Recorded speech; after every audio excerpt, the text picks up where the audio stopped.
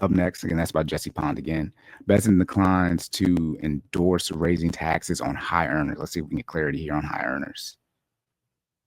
In an exchange with Democrat Senator Raphael Warnock of Georgia, Bessent repeatedly declined to say that he would be willing to raise taxes on America's highest earners. He reiterated his support for extending the Tax Cuts and Job Act from Trump's first term. There's no income level that I don't think we should continue with the TCJA as it was, Bessent said. So he's looking to extend and short the Tax Cuts and Jobs Act that President Trump implemented in his first term. And my guess here, when they're talking about high earners, definitely probably talking about billionaires. But my guess is, I mean, the 7 tax brackets is definitely probably talking about 35, if not, I mean, definitely 37% tax brackets. That's the highest one.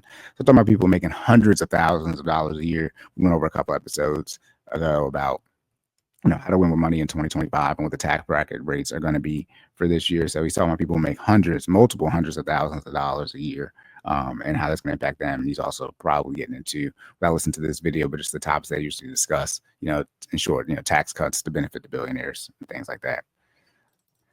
Federal Reserve should be independent. I mean, I guess. I mean, how are we going to take it over? All right, shout out to the Federal Reserve and who's running that. Bessent said he believes that the Federal Reserve should be able to make decisions on interest rates independently from the White House. On monetary policy decisions, the Federal Open Market Committee should be independent, Bessent said. Okay, I mean, that's what they're doing. All right, I'll probably get into one of these videos here soon. Bessent says Trump's policies won't increase inflation. Let's see if we can watch this. All right, here we go. I knew it was going to be an ad. As the ad is playing, my goodness.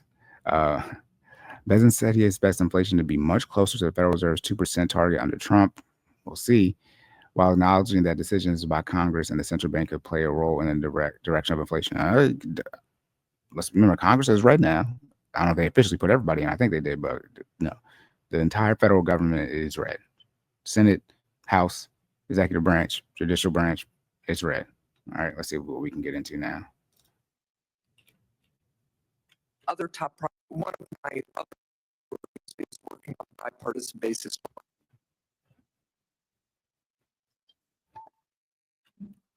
It's hard for me to get through this stuff. I got to do better and become a better content creator and let these videos maybe play more.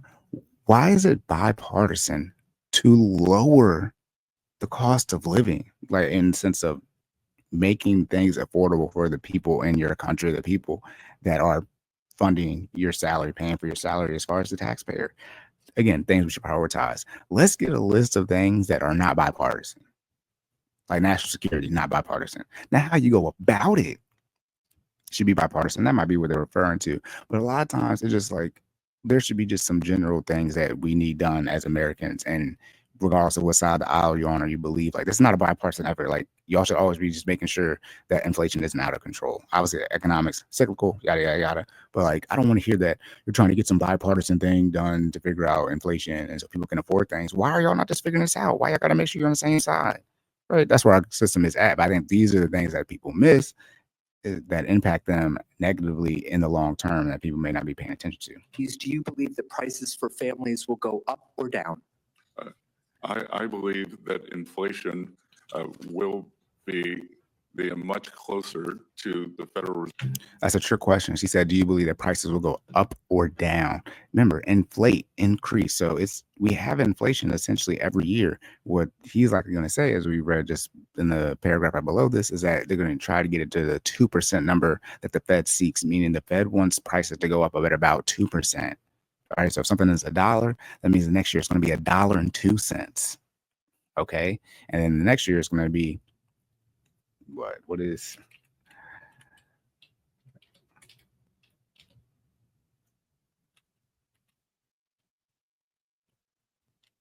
2% of $1.02? Yeah, it's going to be 4 cents. I mean, it's going to be round. That's what I thought. But it's going to be $1.04 another year. So when she say her price is going to decrease, I don't think the price is going to quote unquote decrease. It's that inflation is in that 2 to 4% range they want it to be at. Then a lot of times, again, people pay increases will usually be the low end 3 to 4%. So at least you're keeping up with inflation. You might not be making progress, right? But at least you're in the same position. Things aren't like inflation isn't like close to like 10%, and then your raise is 3 to 4%. All right. Reserve's target of 2%. And I believe that what we have seen over the past few years is that the bottom two income quintiles have a very different basket of goods and services. So there are two ways. We can either lower cost or we can get real wages up. I would hope that we would be able to do both. So you believe that Again, exactly what I'm saying. So he's not, when he says lower costs here, he doesn't want to say inflation went down, right? He doesn't want the price of goods really to go down. He wants there to be a leveling as far as, or a decrease in how much prices are going up. So in short, if inflation, let's say, was 10%, so instead of something being $1, it's $1.10, he wants the next year for inflation to go down, but it's still, prices still went up. So instead of going up 10 cents, they went up 10%, excuse me, they went up 2%. All right. And then obviously wages increasing. But a lot of the issue with wages increasing, I talked about in the last video, with the TikToker, what skill set do people have to actually make money to help the country move forward? So a lot of times when I hear people complain about, the infrastructure, the things like how things are set up in America and how much better stuff these other countries have.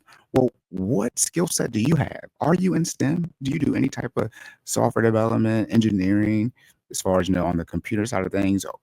Or do you any type of electrical engineering? Do you do type of infrastructure, civil engineering? Like, do you make things that isn't just like content for people to laugh at? Like, and all you do is dance, right? Like, what do you actually build to help develop new technologies or at least sustain what we currently have? Right? I made the comment where like, yeah, I know people can play video games, things like that, but some of them men need to go out and like do work. Like, we have a shortage of plumbers, right? We have a shortage of, in short, blue collar workers, right? That's what we need. Okay, so when people are complaining, and these jobs, you can make a lot of money doing these jobs, just working, let alone having a business in them. Plumbers can make a whole bunch. Electrical workers can make a whole bunch of money. Some of these jobs are very dangerous jobs. But what are you actually producing in our economy to make our life better? And a lot of people can say nothing. President Trump's policies will further increase wages and lower inflation? I believe that they will increase risk.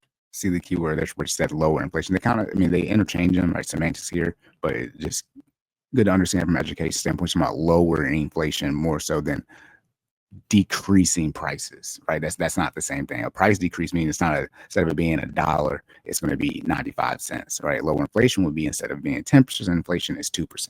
Real wages and lower inflation closer to the Federal Reserve's 2% target, as it did during President Trump's first administration. Are there any specific policies proposed by the president-elect that you expect will increase prices for families? They're not. So again, now she's saying increase prices versus decrease inflation. So, the prices are going to increase because he wants the inflation to be 2%. So if inflation is 2%, that means prices are going to increase. Now she's really saying here, inflation being over that 2 to 4% marker that they're trying to hit. I think I can. President-elect were to propose a policy that you believe will increase prices, would you advise against it? There's no issue with increasing prices. Again, I'm not trying to keep cutting it off, but I want to, put the internet timestamps on there of correcting things. She's saying make it higher than that roughly 2% mark that they're trying to hit when it comes to increasing prices. Prices are going to increase. That's what inflation is. Increase, inflate. Okay, you inflate a balloon, it increases in size. I would speak to President Trump about it. It is his decision. Again, him saying, hey, I don't have the final say, so President Trump, in short, is my boss. So I'm going to tell him maybe not to do something, but if he does it, then he does it. He does do my recommendations, right? I'm Secretary of Treasury, but, I'm in an advisement type of role. I believe that we think that if we look back, that it is a complete composite return in terms of numbers, and I think it's